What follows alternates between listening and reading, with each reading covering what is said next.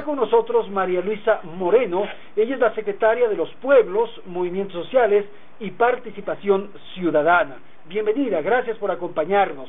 Antes de conocer un poco las propuestas que usted lleva adelante, las políticas que ha implementado, las tareas que está promoviendo, quisiera pedirle una opinión respecto a la designación de Ricardo Ulcuango como embajador en Bolivia.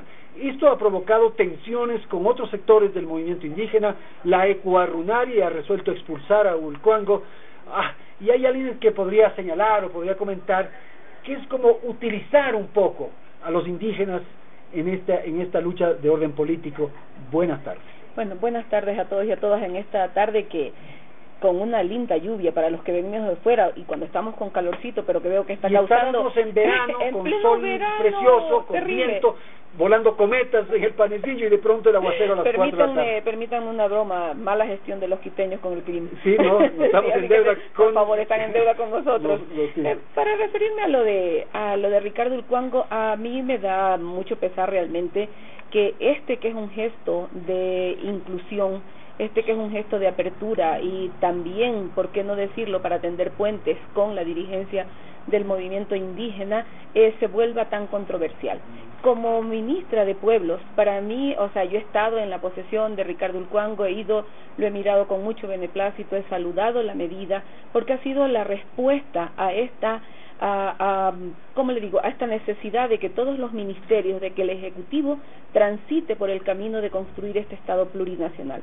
Y para construir un Estado plurinacional hay que dar señales de que realmente todos nuestros pueblos y nacionalidades deben tener representación y deben tener hasta cuotas en algunos casos, para que haciendo acciones afirmativas nosotros podamos lograr la inclusión. Yo lo miro de esa manera, sigo celebrando esto, insisto, me da mucha pena que la Ecuarrunari, que es una organización, con la que uno prácticamente ha crecido, sí, claro, una organización reconocida, en este rato su dirigencia, realmente pueda retrasar o empañar este proceso realmente de construcción del Estado plurinacional a través de las representaciones o de la inclusión de los hermanos indígenas dentro del país, en el Ejecutivo y también como representación. Entonces, claro, a mí me parece válido el mensaje, la señal que expresa el presidente al designar a Ricardo Ulcuango, eso me parece válido, pero yo creo que es secundario si es indígena o no es indígena.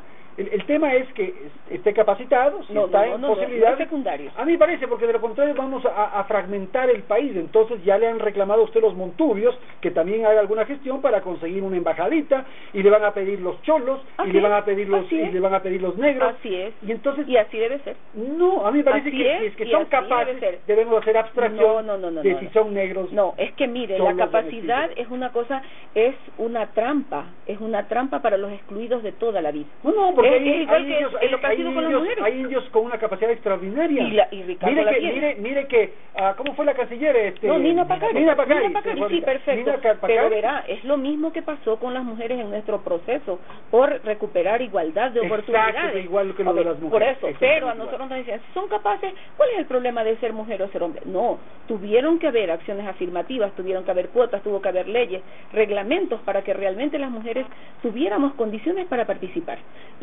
Imagínese usted cómo fue que empezó, por ejemplo, en el tema de lo electoral. Empezaron por decir, sí, hay que incluir a las mujeres. ¿Cuáles fueron las primeras mujeres que se incluyeron? Las esposas de los partidos más reconocidos para aquí, cumplir ciertas formalidades. Y luego de eso, bueno, ahora sí todas, una a una, y pudiendo también encabezar las listas, y ahí hubo la necesidad de hacer acciones afirmativas para que ciertas mujeres estuviéramos presentes en esos espacios, y además tenemos que capacitarnos. Es verdad que en este rato ya hay mejores condiciones, y en este momento sí, en el caso de las mujeres, quienes de mayor manera estamos preparadas, podemos ocupar esos puestos, pero todavía eso no es completo, y lo mismo nos está pasando con indígenas, con afros y nos va a pasar con Pero, montubios María Luisa, y mire con usted todos. el caso de las mujeres que usted pone. Es verdad que fue necesario ciertas decisiones de orden legal y políticas para enfrentar el tema. Absolutamente de acuerdo. La plurinacionalidad, a pesar de tener un marco que nos garantiza eso, tienen que haber decisión política y voluntad política para que esto ocurra. Mire, nos van a decir que Ricardo Ulcuango no está preparado. Yo no voy a discutir si está o no preparado. Tenemos que prepararlo en última. Y cuando, mire, yo soy una montubia aquí, me decía el otro día unos compañeros, no, esto es extraordinario. No es montubia, pues. Yo soy montubia, soy una manavita de toda la vida. Manavita, pero no y los manavitas somos montubios.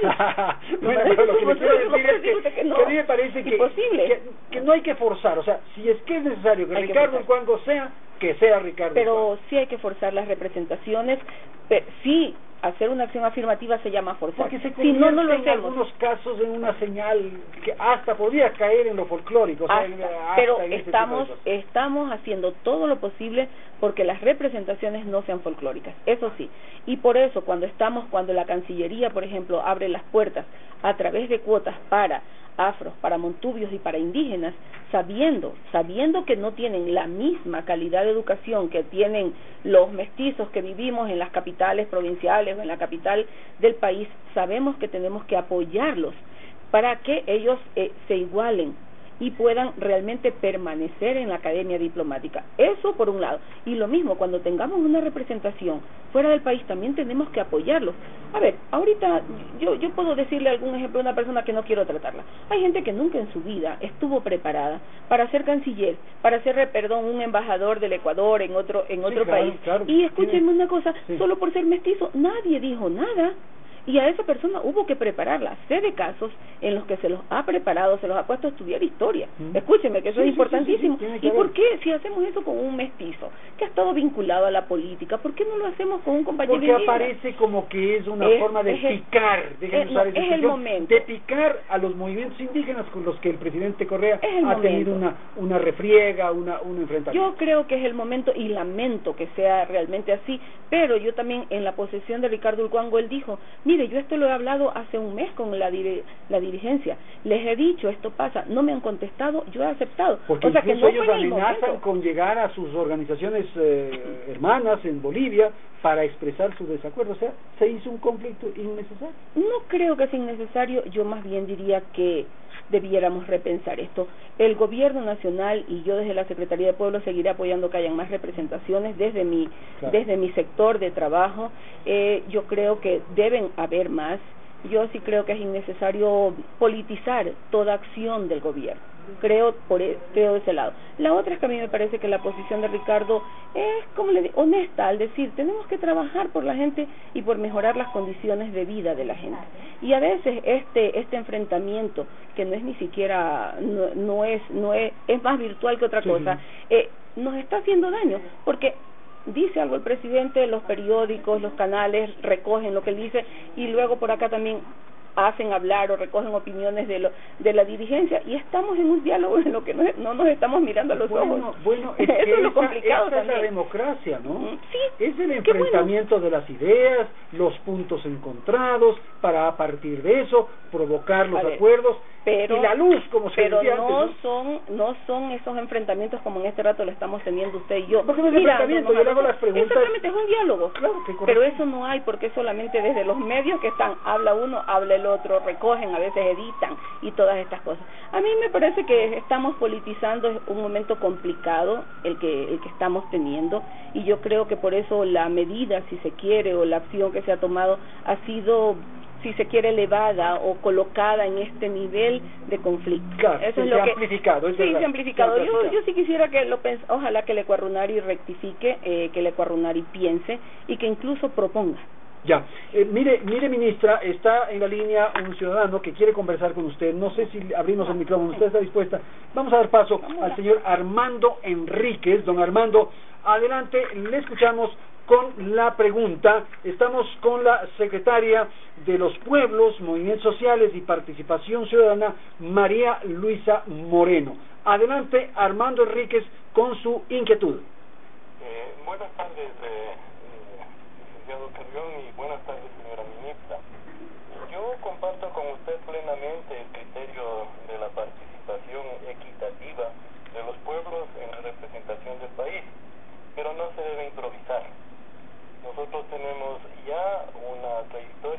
larga en cuanto a lo que es la representación diplomática en otros países. Y yo creo que es el tiempo de dar oportunidades, sí, pero antes hay que prepararles, no prepararles en la marcha. Yo solo quiero llamarlo a la reflexión y poderle decir que si no es ahora, ¿cuándo es que los excluidos realmente podemos participar? Estoy de acuerdo, no hay que improvisar, hay que dar más tiempo para la preparación, pero recuerde usted que en el caso de las representaciones diplomáticas, yo con mucha pena tengo que decir que siempre estuvieron realmente prácticamente dedicadas a cierto grupo de familias, y que no solamente grupos de familias en el país, y a veces radicadas exclusivamente en Quito. Entonces, a veces nosotros pensamos de esa manera, pero yo creo que más bien esta es la oportunidad que nos da el gobierno de la Revolución Ciudadana de que puedan ser incluidos otras personas, otras familias y también otros pueblos, o los pueblos y nacionalidades que tiene el Ecuador. No solamente las momias cocteleras, quiere decir usted, ¿verdad?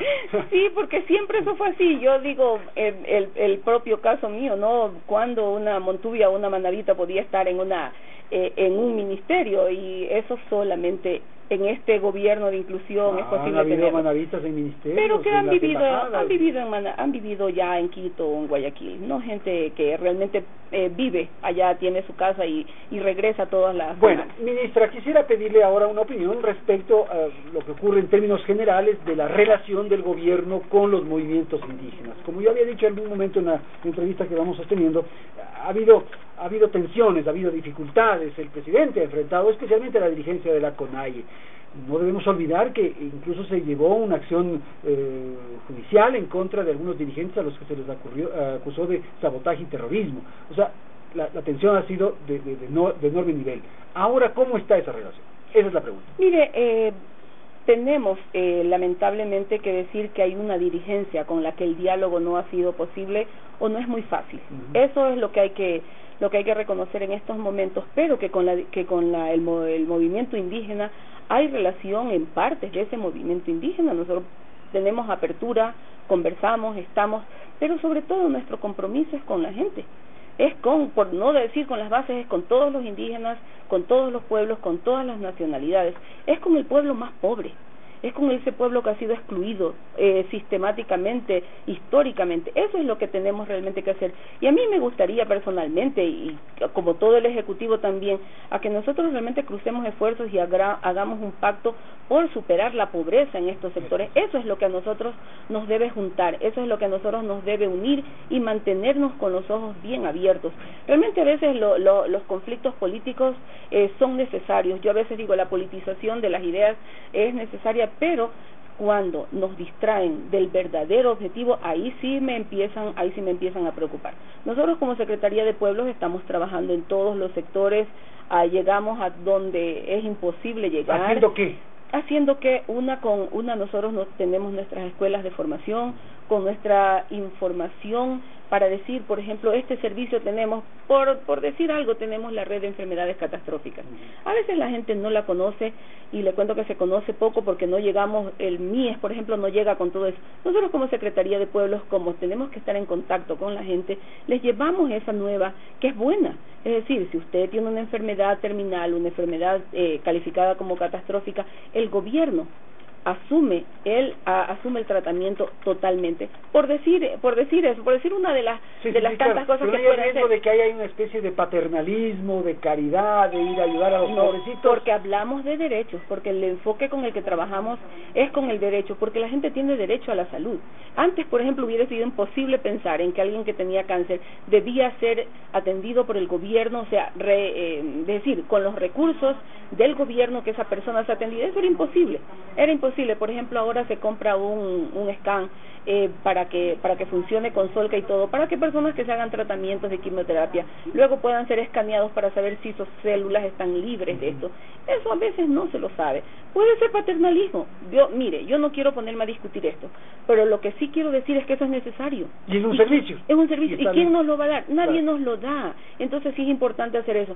Yo he trabajado mucho en salud comunitaria, y cuando me dicen que hay que trabajar en salud preventiva y no curativa, yo digo que está bien, ese es el enfoque, pero ¿y quién cura a los ya enfermos de una sociedad que tiene enfermedades de la pobreza? Entonces también tenemos que trabajar en eso. Y a veces el paternalismo discúlpeme, o las acciones que se llaman paternalistas son necesarias. Cuando alguien va a Solca, en donde se hace atender por cáncer y por todo, y es gratuito todo, no es verdad, usted va, lo atienden gratuitamente, pero un campesino que viene, yo por decir, de Barraganete, en la provincia de Manabí, llega hasta Puerto Viejo, esa persona no tiene dónde hospedarse, claro, no tiene quien le dé, no, y entonces y hay un grupo de señoras que los llevan a sus casas o que tienen un lugar de refugio, los atienden. Esa es una acción entendida como paternalista, como asistencialista, pero es necesaria. Pero también puede ser una manifestación de solidaridad, eso, de apoyo, de respaldo, que eso es válido. Necesaria. Entonces, Marianita, a veces no, a veces como que va no la relación suya con el movimiento Montubio, ya que usted dice que es Montubio? De lo que yo he podido advertir, en un momento dado se registró algún nivel de cuestionamiento. ¿Qué es lo que ocurre? A ver, básicamente un nivel de cuestionamiento en un grupillo de un grupo que se quiere adjudicar o ser dueño de la representación de los montubios y de la representación nacional. Y mire, en todas las organizaciones y los movimientos tenemos estas complicaciones. A mí yo he discutido con ellos antes y después, lo converso. Lo importante es que en el caso de los montubios me los conozco como me conozco a mí misma. Entonces yo no tengo ningún problema en discutirlo, lo voy a seguir discutiendo. Sé los intereses que tenemos, los intereses que se tienen, pero eso también es parte de la democracia. O sea, no me asusta. Esto es parte de la democracia, que hay un grupo, de un grupito, no importa, porque es importante que ese grupo se exprese. Exactamente, y con ese grupo tengo que tener disensos, y lo que yo necesito es llegar a acuerdos con ellos, a pesar de que empiece por los disensos, entonces con todos.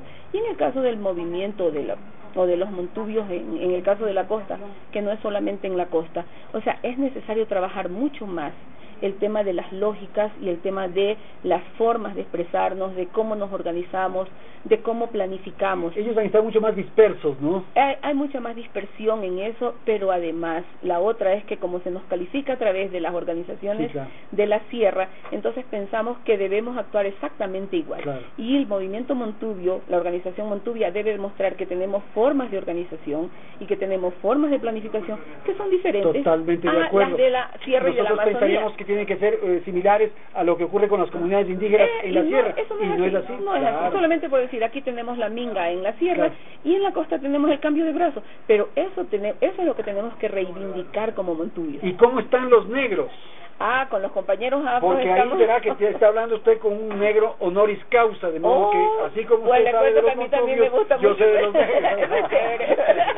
Creo mucho realmente, y aún desde ellos la también, costa. ¿en qué estado están de la organización? También hay un poco de dispersión. Hay dispersión, pero también hay, ¿qué le quiero decir? Hay esfuerzos grandes también por juntarse.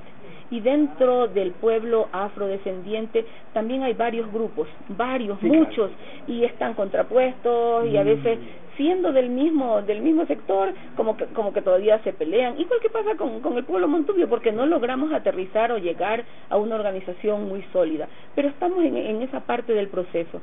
Ahora, es importante también porque el pueblo afro está recuperando sus sus símbolos, está recuperándose como pueblo, su orgullo, su dignidad se está recuperando. Por ejemplo, estamos esperando con mucha, anhelando ya que nos den los resultados del INE para ver si en esta ocasión vamos a tener más pueblo afro en las estadísticas que en el anterior censo, porque esperamos, tiene que haber aumentado. Se aumenta, pero sobre todo por la inscripción. En el anterior censo todavía no la gente no se quería. Un poco. Claro. Yo que he hecho hago mucho trabajo de campo, yo preguntaba a compañeras afro, ¿y usted se reconoce? No, yo no soy. O sea, ese tipo de cosas. Entonces esperemos que ahora se vayan reconociendo más y tengamos más, porque eso además nos va a facilitar a nosotros que en la nómina de cada uno de los ministerios tengamos un porcentaje mayor de afros que tienen que ser incluidos ahí, no para que estén en las labores de ayuda, de embajadores, pues. Es